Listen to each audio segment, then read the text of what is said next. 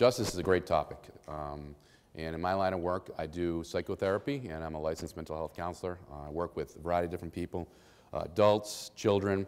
In my line of work, sometimes we find that justice isn't always fair, and the things that are fair are not always just.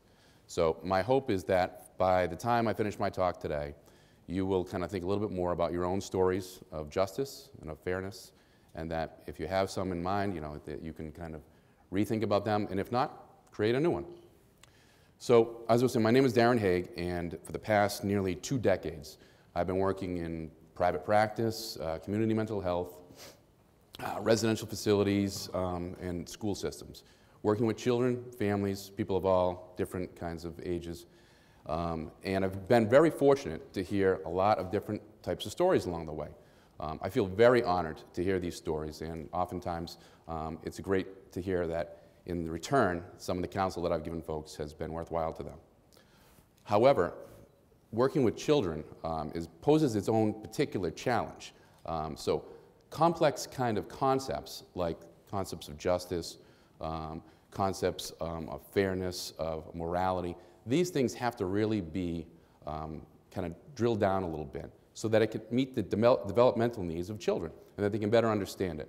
Now, for me, what I've found over the past 17, 18 years is that the best way to do that is through storytelling.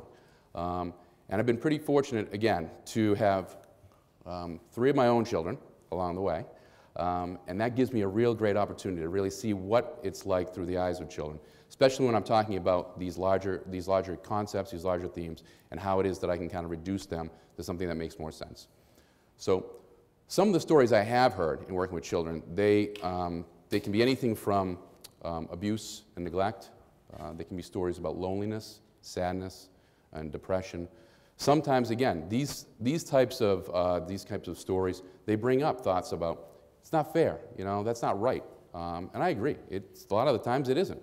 And yet, we still need to kind of figure out how to process that for each one of these kids that I work with. Part of the way I do that is I use storytelling. Now, sometimes a story doesn't always fit exactly. Oftentimes, we have to create our own stories. But there are other times when stories do fit quite well, and I'm going to get to that. The 3 main ways that I typically work with kids and do my storytelling are through, say, metaphors, through parables, and then through fairy tales and fables. So, first one I want to talk about is a little bit about metaphor. Now, metaphor is basically, there are 2 things that don't seem like they have much in common, but there are commonalities after all.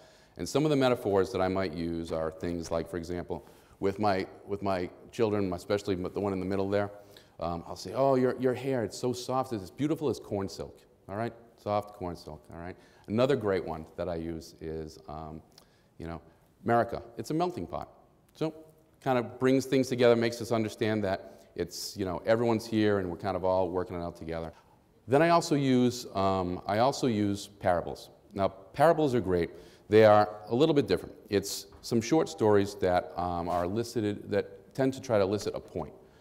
Now, one of the parables I really like, and some of the kids that I work with, they talk about, again, it's not fair, this isn't right, the different things that have gone on for them. And we talk a little bit about, what is it like for them, especially when it comes to, like, are they being honest about everything? So another one I think that's been woven into the fabric and the vernacular of the culture that we have here is The Boy Who Cried Wolf. Now, this is another great one, and this is a boy who is a shepherd in a small rural town, and he's in charge of taking care of the sheep. And so, boy yells out, there's a wolf at the gates, and the crowd comes running, the townspeople come running, and they look, there's no wolf. The boy has lied. They go away, and then he does the same thing again, and they still come running. The same result. There is no wolf. There's no wolf. Third time, however, there is a wolf at the gate. And now, the boy yells and nobody comes. So, what happens is, the wolf devours the sheep, and then only then does the boy kind of recognize the consequences of his lies or his myth-truth. So, taking a look at breaking down, again, larger themes, larger concepts. When it comes to the concept of, say, justice or fairness, oftentimes what I'll look at is fables. And Aesop is one of the best when it comes to fables. Aesop's fables, and some of them that I really like, fables are, again, they are short stories designed to elicit a point. However, they oftentimes use animals, and also use fairy tales at times. Fairy tales very similar. They also elicit that same point, but they use heroic deeds, and they use some magical kinds of creatures that help out. Fables, one of the ones I very much like, and we all know about it, is the tortoise and the hare. So this is a situation where obviously the justice here, or what's right or what's fair, just because you're the fastest doesn't mean you always win. And then one of my other favorite ones would definitely be the lion and the mouse. So in this case, another one about great about fairness and justice. The lion catches that mouse, just catches it by the tail, and he picks it up. He's going to eat that mouse. And the mouse says, please, please spare me. Just spare me this one time. And if you spare me, I promise you, at some point, I will repay you. Justice, right? Let me go and I'll pay you back. The lion says, you won't make much of a meal anyway. So yes, I'm going to let you go, but I don't think you'll ever be able to help me. I'm a lion after all. Some time passes, and all of a sudden, hunters come. And they snatch up that lion in a big net. Lion is trapped. Along comes the mouse. Sees the lion and nibbles away at that netting. The lion is free. So, great metaphor there. Great story about how even the smallest of us can be big friends. However, I think it really, for me, what it really hits home is with Dr. Seuss. Now, Dr. Seuss has written some of the greatest children's books, in my opinion, of all time. And although they are written for children, they do have a lot of other kind of content involved. Content can be political, it can be moral, it can be ethical. And so Theodore Geisel, Dr. Seuss, has written over 70 books. He's edited countless others. And many of them have very good messages. Some of the ones that I use when I am sitting down with the children that I've been working with over the years have been, first of all, Horton Hears a Who. Now this is a great one. This has recently been made into a movie not so long ago. And so this is a situation where Horton, this great elephant, comes around and on a speck of dust, now elephant's got the big ears, he can hear this, on a speck of dust on top of a clover, he can hear these little voices. What does he hear in there? You know, he hears these little voices, and he goes about thinking that he has to protect these little voices because he figures there are people in here, and even though they're small, they still have value. They still have worth. What better story to begin to connect with kids about, especially when it comes to their size and who they are in the world at this point? We start to read this story, things start to unlock. We start to uncover what is their justice, what is their story. And so Horton has to protect this speck. And along the way, Horton finally says, and one of his great quotes is, "Should I put this speck down?" Horton thought with alarm. "And if I do, these small persons may come to great harm. I can't put it down, and I won't, after all. A person's a person, no matter how small." So great message there, especially, again, when I'm working with children. Another one that I find is great, especially when I work with kids where they feel like there's a great disparity in their life. There's an injustice, whether it be in their community, in their family. I work with Dr. Seuss's book, The Sneetches. Now, the Sneetches are a great group of folks, real fun book. These Sneetches happen to have little green stars on their stomachs, but not all of them. Some of them walk around with these green stars on their stomachs, and they feel awfully superior to the other Sneetches who do not have green stars on their bellies. And so there's a big disparity. They turn their noses up at these other Sneetches, even though they're all Sneetches. Along comes an entrepreneur, and this fella, his name is Sylvester McMonkey McBean, and he has created a great machine. That's very Seuss-esque right there. And this machine allows stars to be put onto the abdomen, onto the belly of other Sneetches, the Sneetches that don't have them. And so for $3, he'll put a star on your belly. Now you're all the same. But the Sneetches that started with the stars on their bellies, they don't much like this because now they're not superior. Now everyone's the same. There's another machine, one that takes stars off of bellies. That costs $10. So back and forth these Sneetches go, trying to become superior again to the other Sneetches. And after a while, Sylvester sits back and laughs. His pockets are full. He's got all the money now. And he sits back and he says, you just can't teach a Sneetch. And only then, when they finally start to figure out they don't even know who had a star to begin with, only then do they stop feeling superior to one another and they start to figure out that they're all in it together and they can all get along. Again, great story of justice, in my opinion, for kids.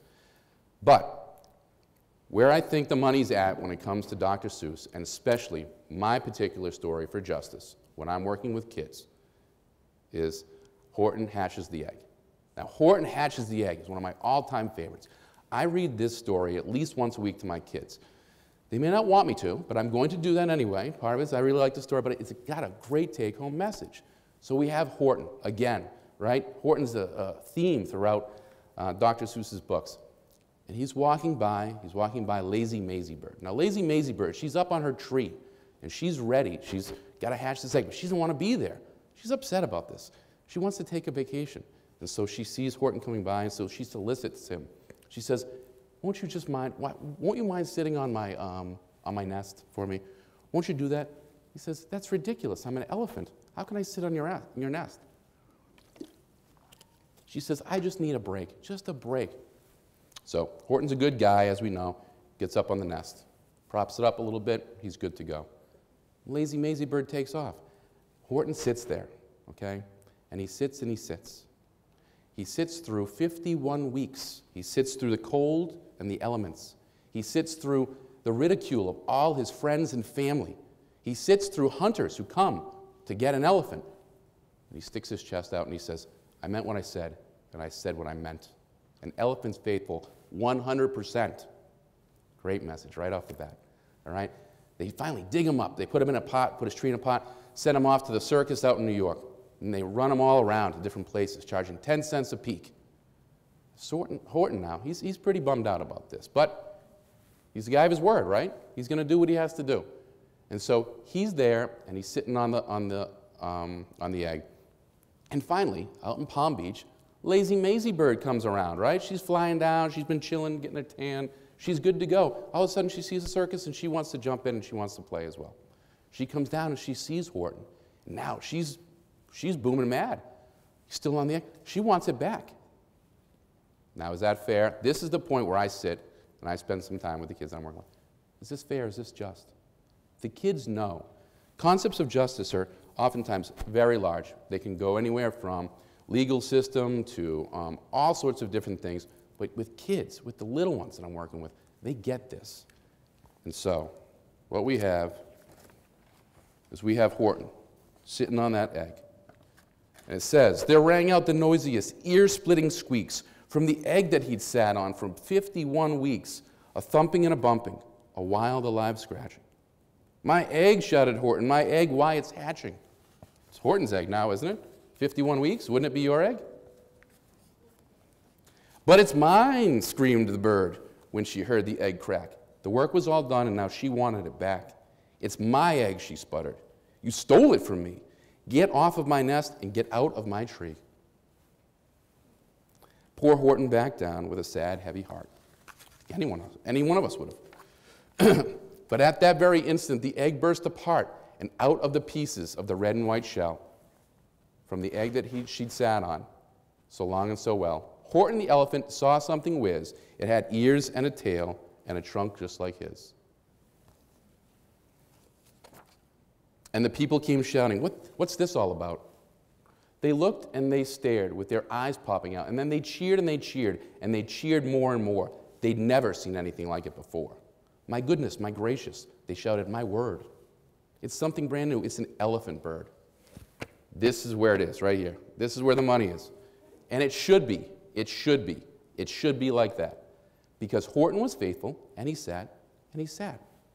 He meant what he said, and he said what he meant.